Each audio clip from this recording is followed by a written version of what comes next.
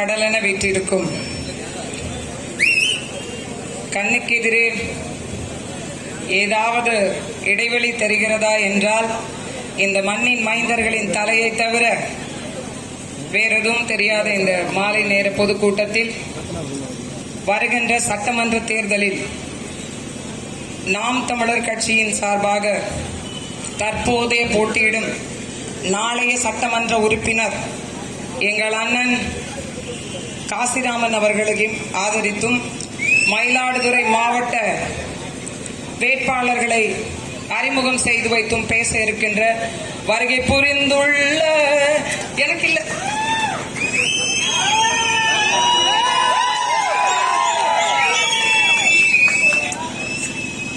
வருகை புரிய இருக்கிற என்னுடைய அண்ணன் செந்தமிழன் சீமான் அவர்களை வரவேற்று தமிழகத்தின் ஒப்பற்ற ஒரே தலைவன் எங்கள் அண்ணன் மேதகுவே பிரபாகரன் இருக்கும் திசை நோக்கி வணங்கி எனது உரையை துவங்குகிறேன். எனக்கு முன்னால் பேசிய எனது ஆருயிர் இளவல் திரு கவியரசன் அவர்கள் ஒரு வார்த்தையை சொன்னார். எனக்கு அது பெரிய மன வருத்தத்தை தந்து கொண்டிருக்கிறது. டிவியை திறந்தால் எடப்பாடி அவர்கள் வெற்றி நடை போடுகிறது என்று சொன்னார். அது பொய்யல்ல என் அருமை சகோதரரே, அது உண்மை. ஐயா எடப்பாடி அவர்களுக்கு வெற்றி நடை போட்டுக் கொண்டிருக்கிறது.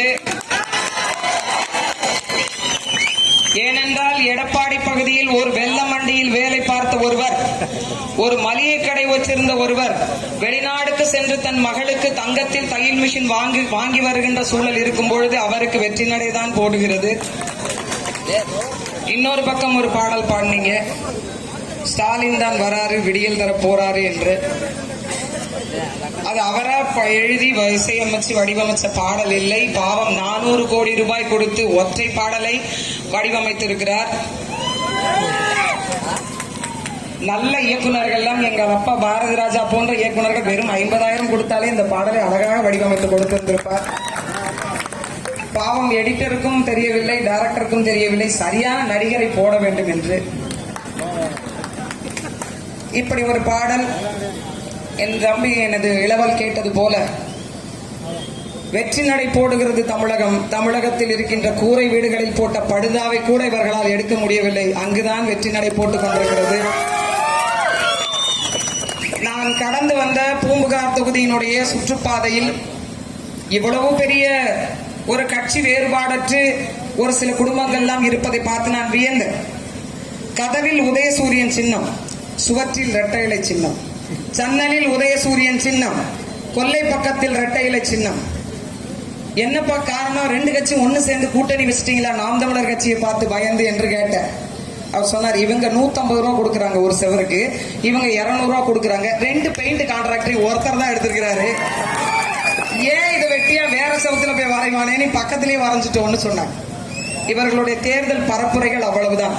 ஆனால் 3 மாத காலமாக தொடர்ந்து மக்களை பின்தொடர்ந்து அவர்கள் கஷ்ட நஷ்டத்தில் எல்லாம் கூட இருந்து அவர்களுடைய வலி என்ன, வேதனை என்ன, பொருளாதார நெருக்கடி என்ன, வேலை வாய்ப்பு என்ன தேவை, குடியிருப்பு என்ன தேவைன்னு தொடர்ந்து மக்கள் மத்தியில் களமாற்றி பணியாற்றி உண்மையிலேயே தேர்தலை உண்மையும் நேர்மையுமாக ஓட்டுக்கு காசு கொடுக்காது தமிழகத்திலேயே ஒரு கட்சி நேர்மையான முறையில் இந்திய அரசியல் அமைப்பு சொன்னது போன்று ஜனநாயக முறைப்படி தேர்தலை சந்திக்கின்ற ஒரே கட்சி அது நாம் தமிழர் கட்சி மட்டும்தான். நீங்கள் பெரிய கட்சி, என்ன பெரிய இன்னோவா கார்ல வர்றீங்க, அதை விட்டா என்ன பெரிய கட்சி? 234 தொகுதியிலும் ஒரே சின்னத்துல போட்டி போடுற ஒரே கட்சி தேர்தல் ஆணையமே அறிவிச்சிருச்சு நாம் தமிழர் கட்சி. 13 கட்சியோட கூட்டணி, எந்த கொடியை யார் தூக்குறதுன்னே தெரியல. பாவம் இவர் கூட்டணி அவர் எடுத்துட்டு போறாரு, அவர் கூட்டணி இவர் எடுத்துட்டு போறாரு. போய் புடிங்கிட்டு விடுறாங்க, ஐயோ இது அதிமுக கூட்டணிங்க நீங்க கொண்டு போறீங்கன்னு. இல்ல 13 கட்சிகளோட கூட்டணி 35 ஆண்டு கால அரசியல் வரலாற்றில கால் பதிச்ச தடம் பதிச்ச அது திராவிட முன்னேற்ற கழகம் 13 கட்சிகளோடு கூட்டணியோடு பெரும் படை கட்டி வருகிறது. ஒரு பக்கம் 8 கட்சியோடு கூட்டணி வைத்து அதிமுக பெரும் படை கட்டி வருகிறது. அமமுக என்ற ஒரு கட்சி அவர்களும் கூட்டணியோடு படை கட்டி வருகிறார்கள். நேற்று டிப்புச்சுக்கு பிக் பாஸ் என்று வந்த கமலஹாசன் ஐயா அவர்கள் அவர் ஒரு கூட்டணியை கொண்டு வந்து வருகிறார். இப்படி 4 பக்கமும் கூட்டணியாக வந்து கொண்டிருக்கிறாங்க. ஐயா ரஜினி அவர்கள் எங்களுக்காகவே ஒரு வசனத்தை சொல்லியிருக்கிறார். நான் அதை சொல்லலாமா என்று கூட தெரியவில்லை. பன்னிகை தான் கூட்டமா வரும், புலி தனிச்சு தான் வரும் என்று எங்களுக்காக அந்த வார்த்தை பேசி அவருக்கு இந்த நேரத்தில் நன்றியை சொல்லிக் கொள்கிறேன். ஒரு தேர்தல் என்றால் என் அறிவார்ந்த சொந்தங்கள், தமிழ் மக்கள்கள், சிந்தனையாளர்கள், நடுநிலைவாதிகள் என்று பலர் இருப்பீங்க இந்த கூட்டத்தில். ஒரு தேர்தல் என்று வந்தால் இதுவரைக்கும் நாம் கண்டது 35 ஆண்டு கால திராவிட ஆட்சி, திராவிட முன்னேற்ற கழகத்தினுடைய ஆட்சி, 30 ஆண்டு காலம் அண்ணா திராவிட முன்னேற்ற கழகத்தினுடைய ஆட்சி. இந்த 65 ஆண்டு காலத்தில் நீங்கள் மனசாட்சியை தொட்டு சொல்லுங்கள், நான் நிம்மதியான ஒரு வாழ்க்கையை வாழ்ந்தேன், எனது வரிப்பணம் முழுமையாக எனக்கு செலவழிக்கப்பட்டது, குடிசை வீடுகளே இல்லாத பகுதியாக ஒரே ஒரு ஊரையாவது நாங்கள் மாற்றி காட்டி இருக்கிறோம், கழிவறை வசதிகள் இல்லாத கிராமமே கிடையாது, வேலை வாய்ப்புக்காக இளைஞர் வேறு ஊர் தேடி செல்லாத ஒரு நிலை இருக்கிறது, பெண்களுக்கு அதிகபூர்வமான பாதுகாப்பும் வேலை வாய்ப்பும் வழங்கப்பட்டிருக்கிறது, குழந்தைகளுக்கான கல்வி, நல்ல மருத்துவம், தூய குடிநீர், சாலை வசதி, மருத்துவ வசதி, பாதாள சாக்கடை வசதி, கழிவுநீர் செல்லும் வழிகள், வடிகால் வசதிகள், மழை நீரை தேக்கி வைத்து குடிநீராக மாற்றும் திட்டம், இவற்றையெல்லாம் செய்து கொடுத்ததாக ஒரே ஒரு கிராமத்தையாவது இந்த 65 ஆண்டு காலத்தில் இவர்கள் மாற்றியதுண்டா? நீங்கள் அந்த கட்சிக்காக உழைத்திருக்கிறீங்க, கரை வேட்டி கட்டி கொண்டு போறீங்க. உண்மையில் சொல்ல போனால் என் அறிவார்ந்த தமிழ் மக்கள் இத்தனை நாட்களாக எங்குதான் வைத்திருந்தீர்களோ அந்த கரை வேட்டி எல்லாம் புதுசா அயன் பண்ணி தேர்தல் வந்தோடனே கட்டிட்டு வருவோம். கட்சிக்கு உண்மையாக இருப்பதாக நினைக்கிறீங்க. உங்கள் வீட்டிலேயே படித்த பிள்ளைகள் இருக்கிறாங்க, உங்கள் கட்சிக்காக ஓடி ஓடி உழைச்சிங்க. அவர்களுக்காக ஒரு வேலை வாய்ப்பு கேட்டால் அங்கன்வாடி பணியாளருக்கு கூட 5 லட்சம் கொடுத்தாதான் வேலை. ஏன்? ஓட்டுக்கு காசு. அதுல இருந்து தொடங்குகிறது ஊழல். ஓட்டுக்கு காசு கொடுப்பவர்கள் நாட்டுக்கு எப்போதும் நல்லது செய்வாங்க. நீங்க எப்படி நம்புறீங்கன்னு எனக்கு புரியவே. ஒரே ஒரு 500 ரூபாயையோ 1000 ரூபாயையோ கொடுத்து விட்டு ஆண்டாண்டு காலமாக இவர்கள் சேர்த்து வைத்த சொத்தினுடைய மதிப்பு 100 தலைமுறைக்கு போடும். 100 தலைமுறையை தாண்டியும் அவர்கள் சேர்த்து வைத்திருக்கிறார். என் அறிவார்ந்த தமிழ் மக்கள், இந்த மண்ணில் போட்டியிடுகின்ற எங்கள் அண்ணன் காசிராமன் அவர்களை ஒரு மேடையில் நிறுத்துங்க. அதே போன்று அதிமுக கூட்டணியில் போட்டியிடக்கூடிய வேட்பாளராகிய அந்த அண்ணனையும் நிறுத்துங்க. திராவிட முன்னேற்ற கழகத்தின் கூட்டணியில போட்டியிடக்கூடிய அந்த அண்ணனையும் நிறுத்துங்க. இன்னும் மற்ற ஏனைய கட்சிகள் அவர்களையும் நிறுத்துங்க. ஒரே தராசில் அவர்களுடைய குணம் என்ன, படிப்பு என்ன, மக்களுக்காக களத்தில் நின்றது என்ன, இவர் மக்களுக்காக கூப்பிட்ட குரலுக்கு ஓடி வருவாரா, எங்களது பிரச்சனை அவருக்கு தெரியுமா, சட்டமன்றத்தில் பேசுவதற்கான திராணி இருக்கிறதா, என் பிரச்சனைகளை சொல்லி எனக்கான சட்ட திட்டத்தை வாங்கி தருவாரா, தன் பணத்தை செலவிடுவாரா அல்லது மக்களுக்கான பணத்தை தன்னுடைய குடும்பத்திற்காக சேர்த்து வைப்பாரா என்று ஒரே படிநிலையில் வைத்து ஆராய்ச்சி சென்று பாருங்கள். எங்கள் அண்ணன் காசிராமன் தான் அதில் எந்தவித மாறுபாடும் இல்லாமல் வெற்றி பெற்று உங்கள் முன்னால் நிற்பார். அப்படி ஒரு வேட்பாளரை தேர்ந்தெடுங்கள். தயவு செய்து காலமாக கட்சிக்காக ஓட்டு போடுறீங்க, சின்னம் பார்த்து ஓட்டு போடுறீங்க. எனக்கு இது பழகிருச்சுங்க, என்னால இதை மாற்றிக்கொள்ள முடியாது, என் கை அதை விட்டு போகாது என்று சொல்றோம். என் அறிவார்ந்த சொந்தங்கள் புரிந்து கொள்ளுங்க. பழக்கம் என்பது விலங்கினங்களுக்கு நாம் சொல்லிக் கொடுப்பது. மனிதன் 6 அறிவு படைத்தவன். எது பழக்கம்? ஒரு கிளியை கூப்பிட்டு இந்த சீட் எடுத்து எப்படி போடுறதுன்னு சொல்லி கொடுக்கும் போது அது கையை காமிச்சா அந்த கிளி வந்து சீட் எடுத்து போடு பாருங்க, அது பழக்கம். ஒரு யானை கையில காசு வச்சோம் அப்படின்னா அது தும்பிக்கையால ஆசீர்வாதம் பண்ண பாருங்க, அது பழக்கம். ஒரு பந்தை தூக்கி போட்டா நாய்க்கு அதுக்கான ட்ரைனிங் கொடுத்தா அது போய் கொண்டு வந்து கொடுத்து பாருங்க, அது பழக்கம். அதுதான் பழக்கம். பாலியல் வன்கொடுமையில் ஈடுபட்டவரை, பெண்களை அடித்து உதைத்து சித்திரவதைக்கு உள்ளாக்கியவரை, மனம் திருட்டு செய்தவரை, ஆழ்கடத்தல் செய்தவர்களை கூட சின்னத்திற்காக ஓட்டு போட்டேன் என்று நீங்கள் வந்து சட்டமன்றத்துக்கு அனுப்பியது உண்டு. வரலாறு போய் புரட்டி பாருங்க, எந்தெந்த வழக்குகள் எந்தெந்த சட்டமன்ற உறுப்பினர் மீது இருக்கிறது என்று. அறிவார்ந்த பெருமக்கள் புரிந்து கொள்ளுங்க. நீங்க யோசிச்சு பாருங்க, நீங்க வாக்கு செலுத்திய எம்எல்ஏ வாழ்க்கை தரம் எப்படி இருக்கிறது, உங்களுடைய வாழ்க்கை தரம் எப்படி இருக்கிறது. அனைத்து இந்திய அண்ணா திராவிட முன்னேற்ற கழகம் ஒரு தேர்தல் அறிக்கை வெளியிட்டிருக்கிறாங்க. வருடத்திற்கு 6 சிலிண்டர்கள் ஃப்ரீ என்று. இப்போ ஒரு சிலிண்டரோட விலை 960 ரூபாய் விற்கும். அந்த 960 ரூபாய் விற்கிற சிலிண்டரை நான் 500 ரூபாய்க்கு கொடுப்பேன் என்று அறிவித்திருந்தால் அதை நாம் ஏற்றுக்கொள்ளலாம். ஆனா 6 சிலிண்டர் ஃப்ரீ என்று சொல்வதனுடைய நோக்கம் என்ன? இலவசங்கள். கொடுத்தாலும் கொடுப்பேன், கொடுக்காவாட்டி போவேன், நான் வென்று வந்த பிறகு அதை பார்த்துக் கொள்ளலாம் என்ற விதி. ஒரு பக்கம் திராவிட முன்னேற்ற கழகம் 1000 ரூபாய் மாதம் பெண்களுக்கு பணம் தருவேன் என்கிறது. எனக்கான வேலை கொடுப்பாயா? பெண்களுக்கான பாதுகாப்பை உறுதி செய்வாயா? பெண்களுக்காக பாலியல் வன்கொடுமை செய்தவருக்கு தண்டனை கடுமையாக்கப்படுமா? இவற்றையெல்லாம் வெறும் கேள்விகளாக நீங்கள் முன்னிறுத்திக் கொண்டிருக்கிறீங்க. ஒன்றை மட்டும் புரிந்து கொள்ளுங்கள், காலகாலத்திற்கும் நாம் ஒன்றும் அடிமைகள் அல்ல, கட்சிகளுக்கான அடிமைகள் அல்ல. இந்தியாவிலேயே தமிழ்நாட்டில் மட்டும்தான் 50 விழுக்காடு மக்களுக்கு வாழ்கின்ற நிலத்திற்கு நிரந்தர குடியுரிமை பட்டா இல்லை. என் அருமை சொந்தங்களே, இந்தியாவிலேயே அதிகப்படியான மக்கள் வரிப்பணம் செலுத்துகின்ற நாடு பட்டியலில் தமிழ்நாடும் ஒன்று. அப்படி இருக்கும் பட்சத்தில் நம்மளுடைய வரிப்பணம் கோடி கோடியாக கொள்ளையடிக்கப்படுவதுடன் சரக்கு மற்றும் சேவை வரி, காலில் போற செருப்பிலிருந்து கடிச்சு திங்கிற கடலை மிட்டாய் வரைக்கும் நான் வரி கட்டுறேன். நான் கட்டுகின்ற வரி எனக்கு என்னவா திருப்பி வரும்? சாலையா வரணும், வீடா வரணும், வேலையா வரணும், மருத்துவமனையா வரணும், பள்ளிக்கூட கட்டிடங்களா வரணும், கழிவறை வசதிகளா வரணும், இது போன்றுதான் வரணும். அப்படி பார்த்தால் மயிலாடுதுறையில் எல்லா சாலையும் ஒழுங்காக இருக்கிறதா? பாதாள சாக்கடைகள் எல்லாம் சரியாக பணியாற்றி கொண்டிருக்கிறனவா? அரசு மருத்துவமனை முறையாக இயங்கிக் கொண்டிருக்கிறதா? பெண்களுக்கான பாதுகாப்பு உறுதி செய்யப்பட்டு விட்டதா? எல்லோருக்கும் வீடுகள் அமைத்து கொடுக்கப்பட்டு விட்டதா? இங்கு எந்த பிரச்சனையுமே இல்லாமல் இருக்கிறார்களா? கடன் வாங்காமல் இங்கு வாழ்கின்றவர்கள் யாராவது இருக்கிறார்களா? கிராமத்துக்கு நான் போறேன். ஒரு கிராமத்துல ஒரு 50 பெண்களை கூட்டி வச்சு பேசிட்டு இருந்தேன். திடீர்னு ஒரு பைக்கு சத்தம் கேட்டுச்சு. திடீர்னு நம்ம 50 பெண்கள் தெரிச்சு ஓட ஆரம்பிச்சிட்டேன். எங்க போறாங்கன்னு மாட்டினது ஒரே ஒரு அம்மா தான். பிடிச்ச கையை, எங்கம்மா ஓடுறீங்க இவ்வளவு வேகமா அப்படின்னு. மேடம் சார் வந்துட்டாரு மேடம். சார் வந்துட்டாரா? யார் அவர் அப்படின்னு. அவர் ஒரு தனியார் மைக்ரோ பைனான்ஸ் கம்பெனிக்காரர் ஒருத்தர் போறார். தமிழ்நாட்டினுடைய முதன்மை குடிமகன், குடியரசுத் தலைவர் கூட அவ்வளவு மதிப்பு கிடையாது. இந்த லோன் எழுதுற சாருக்கு அவ்வளவு மதிப்பு ஊர்வலத்துல போற. ஒரு சேரை போட்டு 20 அம்மா உட்காந்து என்ன பண்ணிட்டு இருக்கிறார்? லோன் அன்னைக்கு எழுதுறாரு. கட்டுறதா இருந்தா இவங்களுக்கு வயிற்றுல புளிய கரைச்சிடும். லோன் எழுதுவதற்கு வந்திருக்காரு. காது குத்துனா லோனு, கல்யாணம்னா லோனு, வீடு கட்டத்துக்கு லோனு, வளைகாப்பு லோனு, ஏன் கருமாதி வரைக்கும் லோன். ஒரு தனியார் நிறுவனம் தன்னுடைய மக்களை நம்பி வங்கி கடன்களை, குழு கடன்களை அதிகப்படியான வட்டிக்கு வழங்குகிறது. ஆனால் அரசுக்கு ஒரே வேலைதான், ஒண்ணு கமிஷன் வாங்குவது, இன்னொன்னு கையெழுத்து போடுவது. இதை தவிர இந்த பெருமக்கள் செய்ததனுடைய காரணம் என்ன செய்திருக்கிறாங்க? நாங்கள் ஏன் இத்தனை இளைய தலைமுறை பிள்ளைகள் இந்த கட்சியில் வந்து நின்று கொண்டிருக்கிறோம் தெரியுமா? என் இளவல் கவியரசன் சொன்னது போன்று காசு கொடுக்காது, கோட்டர் கொடுக்காது, கோழி பிரியாணி கொடுக்காது, இவ்வளவு பெரிய கூட்டத்தை உங்களால் திரட்ட முடியுமா? என் அறிவார்ந்த பெருமக்கள், நீங்க நினைச்சு பாருங்க. திரட்ட முடியுமா? என்னை பார்த்து ஒரு ஏளன சிரிப்பு சிரித்தார். நானும் அவரை பார்த்தேன். என்ன அதிகபட்சமா ஒரு 2000 ஓட்டு வாங்குவீங்களா என்று கேட்டார். நான் திரும்பவும் சொல்லுகிறேன், நான் வாங்கும் 2000 ஓட்டு நீ வாங்கும் 2 கோடி ஓட்டிற்கு சமம். ₹1 சீட்டுக்கு பணம் கொடுக்கல, ₹1 ஓட்டுக்கு காசு தரல.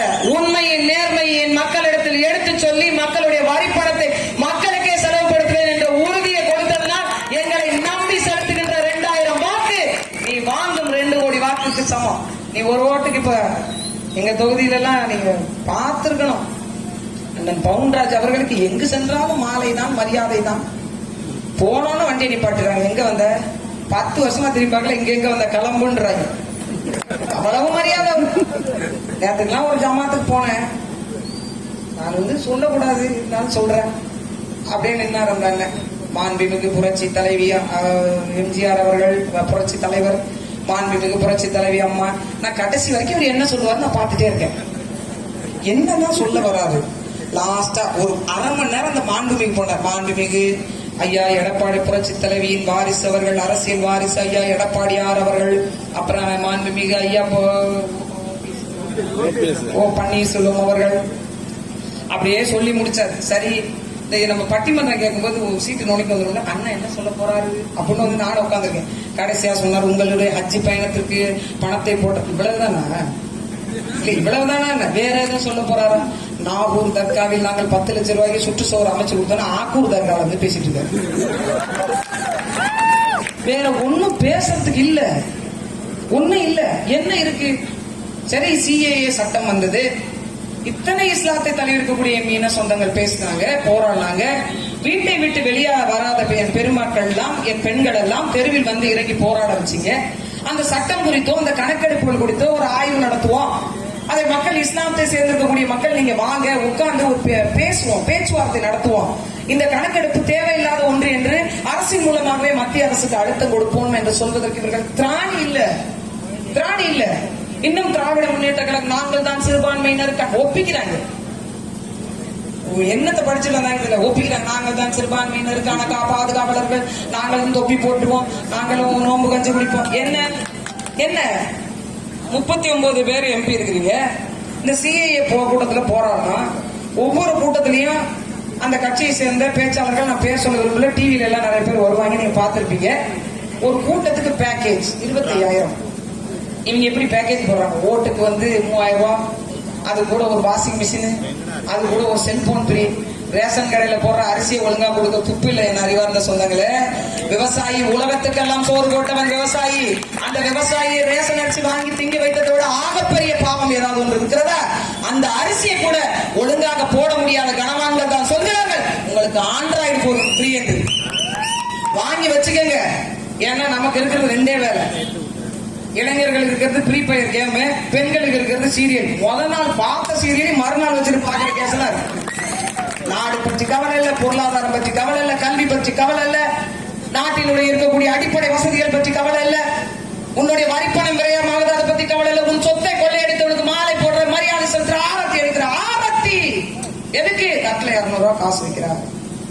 நேத்தெல்லாம் பாக்குறேன் 10 பெண்கள் வெயில் உள்ளே உட்காந்துட்டு பாவமா இருக்கு.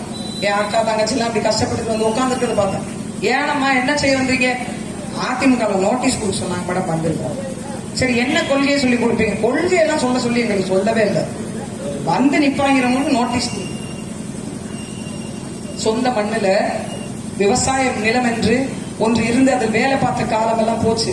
என்ன வேலை பாக்குறீங்க விவசாயிகள்? இப்போ விவசாயிகள் என்ன வேலை பாக்குறீங்க? நீங்களே போய் நிலத்தை ஏர் பூட்டி விடுவீங்க, திரும்ப விதை போட்டீங்க, தண்ணி பாய்ச்சினீங்க, அது விளைச்சு வந்தோன்னா பிடிங்க வேற இடத்துல நட்டீங்க, அதுக்கு பிறகு அது வளர்ந்து வந்தோன்னா களை பறிச்சிங்க, திரும்ப அது கதிர் முத்தி மஞ்சள் வெடிச்சு மேலே வந்த உடனே அதை போய் அறுவடை செஞ்சீங்க, கட்டு கட்டினீங்க, தூத்தீங்க, அடிச்சீங்க, அதை களத்து கொண்டு போனீங்களா? இல்லையே. என்ன வேலை பாக்குறீங்க? என்ன வேலை செய்றீங்க? ஓர நெல்ல அறுக்கிறது, கொட்டி கிடக்கிற நெல்ல பொறுக்கி புடைக்கிறது, தவிர வேற என்ன வேலை செய்றீங்க? என்ன வேலை செய்றீங்க? எல்லாத்தையும் மிஷின் செய்யுது. நாட்டு நட மிஷின், களை பறிக்க மிஷின், அறுவடைக்கு மிஷின், அறுத்து போட்டு அந்த வைக்கோல கட்டு கட்டுவதற்கு மிஷின், எல்லாம் வெளி மாநிலத்தில இருந்து வருது. உன் வேலையிலிருந்து, உங்களுடைய தொழிலிருந்து, கலாச்சாரத்திலிருந்து, பண்பாட்டிலிருந்து நாம் வேலைக்கு வந்துட்டு இருக்கோம். புரியலையே. எங்க போனாலும் 100 நாள் வேலை கொடுங்க எங்களுக்கு. அது 100 நாள் வேலை, அது 6 நாள் வேலை, பேரு தான் 100 நாள் வேலை. அந்த வேலையை ஏன் கேட்கிறோம்? போய் அதை உட்காந்து பேன் வந்துட்டு சாவித்திரி பொண்ணு ஓடி போச்சு தெரியுமா உனக்கு? அங்க போய் வாய்க்கால தூர்வாரம். எங்கடா வாய்க்கால் வச்சிருக்கான் திமுக காரன், அண்ணா திமுக காரன்? போய் தூர்வாரத்துக்கு ஒண்ணுன்னா இல்லையே. குளம் இருந்தது, குட்டை இருந்தது, கரணை இருந்தது, ஏந்தல் இருந்தது, ஆறு இருந்தது, ஏரி இருந்தது, கம்மா இருந்தது, ஓடை இருந்தது, கால்வாய் இருந்தது, வடிகாடு இருந்தது. என்ன இருக்கு? இப்ப என்ன இருக்கு? நீ போய் அதை தூர்வாரி மராமத்து பணி, அதுக்கு 18,000 கோடி ஒதுக்குறானா எடப்பாடி? எங்க ஒதுக்குறாரு? மராமத்து பணியா? ஒரு ஆறு இல்ல, ஒரு குளமும் இல்ல. இந்த மயிலாடுதுறை சுத்தி ஓடிச்சு மகிமலை யாரும் எங்க போச்சு? சத்தியவான் வாய்க்கால காணான்ட்டாங்க. கம்ப்ளைண்ட் கொடுக்கணும், வடிவேல் மாதிரி கிணத்த காணும். எங்க ஓடுது? ஒரு திராவிட முன்னேற்ற கழகம் விடியல் 35 வருஷமா உங்க அப்பாவும் நீங்க என்ன பண்ணிட்டு இருந்தீங்க? வந்துதான் விடியல் கொடுக்க போறீங்க. உங்க பேச்சாளர் திராவிட முன்னேற்ற கழகத்துல ஆகப்பெரும் பேச்சாளர்களா இருந்தாங்க, நானும் பார்த்திருக்கிறேன். அவங்க பேச்சாளர்களா இருந்தாங்க, ஒத்துக்கொள்ள. இப்ப ஒருத்தர் பேசுறாரு, காணொலி வச்சிருக்கியாப்பா, இருந்தா கொஞ்சம் கொடுத்து விடுங்கப்பா. உதய சூரியன் உதிச்சு மேல வந்த உடனே அத்தனை பேருக்கு குவார்டர் ஃப்ரீங்கிறார். காணொலி இருக்கு, அத்தனை பேருக்கும் குவார்டர் ஃப்ரீ. வாங்கி எல்லாம் குடிச்சிட்டு தூங்க வேண்டியதான் படுத்து. நாடு நல்லா இருக்கும், விளங்கிடும். ஒன்றை புரிந்து கொள்ளுங்க, சுயமாக சிந்தித்து மக்களுக்கு என்ன தேவை என்பதை நெறிப்படுத்தி முறைப்படுத்தி அரசாள்வதுதான் ஒரு அரசனுக்கான அழகு. 400 கோடி ரூபாய் கொடுத்து பிரசாந்த் கிஷோர் பீகார்ல இருந்து ஒருத்தர் கொண்டாந்து வச்சு நான் எப்படி நடக்க வேண்டும், எந்த பொசிஷன் நிற்கிறது, இது ஓகேவா பாருங்க, இப்படி இப்படி போட்டாடு, இங்க வைங்க லைட்ட, ஃபேனை மட்டும் மேல வச்சிடாதீங்க பறந்துடும் என்று டைரக்ஷன் பண்ணி கொடுத்துருக்காங்க நாடக கம்பெனி எல்லாம் சேர்ந்து. இவற்றை நம்பி கொடி பிடித்துக் கொண்டு கோஷம் போட்டுக் கொண்டு என் அறிவார்ந்த பெருமக்களே, நம் இனத்தை கொன்றொழித்தும் போது பதவி சுகத்துக்காக, அற்ப பதவி சுகத்துக்காக வேடிக்கை பார்த்த குடும்பம் திராவிட முன்னேற்ற கழக குடும்பம். என் அறிவார்ந்த சொந்தங்களே, இவர்கள் ஆட்சி காலத்தில் என்ன ஒரு இப்ப சொல்றீங்க தூத்துக்குடியில சுட்டாங்க. இன்னைக்கு நாம் பேசுகிறோம், முதலில் போராடிய மக்களை 2 ரூபாய் கூலிக்கு அதிகமா கேட்டாங்க என்று கன்னியாகுமரி பகுதியில் தோட்ட தொழிலாளர்களை சுட்ட கொண்டவர் ஐயா கருணாநிதி. மறந்துட்டீங்களா? வரலாறு இல்லாது பல உயிர்களுடைய பலி மறக்க முடியுமா? அது 1.5 லட்சத்துக்கு மேல என்னுடைய மக்களை, இன மக்களை பக்கத்து ஈழத்து கொன்று குவிச்சாங்க. இவர்கள் ஆட்சி காலத்தில் தான் 500க்கும் மேற்பட்ட மீனவர்களை இதே கடலில் சுட்டு கொலை செய்யப்பட்டான். கேட்டா கச்சத்தீவு அமைப்போம் ஒரே பிரிண்ட 15 வருஷமா ஜெராக்ஸ் அடிச்சு கொடுக்குறாங்க. ஒரே ஜெராக்ஸ், அது கடை கூட மாத்துது. அந்த கடையெல்லாம் மாத்தி வேற கடையில் அடிக்கலாம்னு பிரிண்ட். அதே கடை கச்சத்தீவு அமைப்போம், கச்சத்தீவு அமைப்போம். எனக்கு 12 வயசுல சொல்லிட்டு இருக்காரு. எனக்கு தெரியுது, அப்பதான் விவரம் தெரியுது. அதுக்கு தெரியல கச்சத்தீவுலாம் என்னன்னு தெரியல. அதுல சொல்லிட்டு இருக்கிறேன் கச்சத்தீவு அமைப்போம். ஒரு கோரிக்கை மனு ஒன்று கொடுத்திருந்தாங்க. நீங்கள் சொல்லும் கோரிக்கைகளை நான் 100 நாட்டில் உடனடியாக சரி செய்து கொடுப்போம் என்று. நான் அந்த கேள்விக்கு பதில் எழுதி அனுப்பினேன். கச்சத்தீவை எப்ப மீட்பீங்க? 100 நாள்ல மீட்டு கொடுத்துருவீங்களா? சாராய கடை எப்ப மூடுவீங்க? டாஸ்மார்க் எப்போது மூடப்படும்? 100 நாள்ல மூடி விட்டுறீங்களா? நீங்கள் நினைத்துக் கொண்டிருக்கிறீங்களா சொந்தங்களே, டாஸ்மார்க் மதுக்கடையை அதிமுக நடத்தி கொண்டிருக்கிறது என்று நீங்கள் நினைத்துக் கொண்டிருக்கிறீங்க. ஆமாம், அதிமுக தான் நடத்தி கொண்டிருக்கிறது. இதுக்கு சரக்கு விநியோகம் பண்ணுகிற சாராய ஆலைகளை 70 விழுக்காடு வைத்திருப்பது திராவிட முன்னேற்ற கழகத்தை சார்ந்தவர்களின் அன்பார்ந்த பெருமக்களே. இவர்கள் வந்தால் மதுக்கடையை மூடி விடுவாங்களா? மதுக்கடையை மூடிடுவாங்களா கேட்கிறேன். அக்கா கனிமொழி அக்கா இருக்காங்கல்ல, அவங்களுக்கு சாராய ஆலை இருக்கிறது. 500 ரூபாய் நெத்தி வேர்வை நிலத்தில் சிந்தி தன் வீட்டு கணவன் சம்பாதித்து விட்டு வந்தால் 300 ரூபாயை கவர்மெண்ட் கொடுத்துட்டு, எவ்வளவு பெரிய மனசு பாருங்க, கவர்மெண்ட் கொடுத்துட்டு 200 ரூபாய் கொண்டாந்து வீட்டுல கொடுக்குறாங்க. அந்த முழு பணமும் வீட்டுக்கு வந்து சேர்வதில்லை. 30 வயசுல அவரும் உயிரோடு இருப்பது ஏன்? வீதிக்கு வீதி மதுக்கடை. இங்க அதிமுக தெருவுக்கு ஒரு டாஸ்மார்க் இல்லைன்னா ஒரு ஊராட்சிக்கு 2 டாஸ்மார்க் நடத்திட்டு இருக்கு. நீங்க திராவிட முன்னேற்ற கழகத்தை வெற்றி பெற செஞ்சு வச்சு பாருங்க. பைப்ல எல்லாம் தண்ணி வர திறந்தா சாதாரண வரும், கரண்ட் வரும்.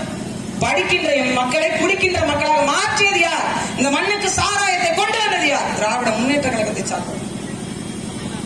1000 ரூபாய் ஒரு குடும்ப பெண்களுக்கு போடுறாங்க. 1000 ரூபாய் ஒரு கட்சி 1000. என்ன பிச்சைக்கார கும்பல் நினைச்சிட்டீங்களா? எனக்கு ஒரு நாளைக்கு 500 ரூபாய் சம்பளத்திற்கு ஒரு நாள் வேலை கொடுக்க முடியுமா?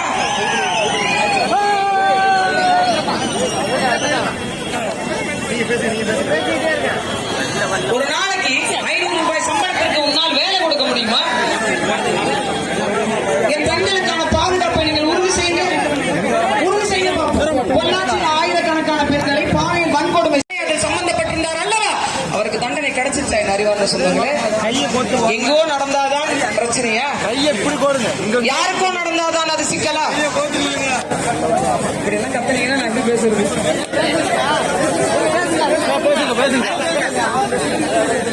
அப்படிப்பட்ட ஒரு சூழ்நிலையில்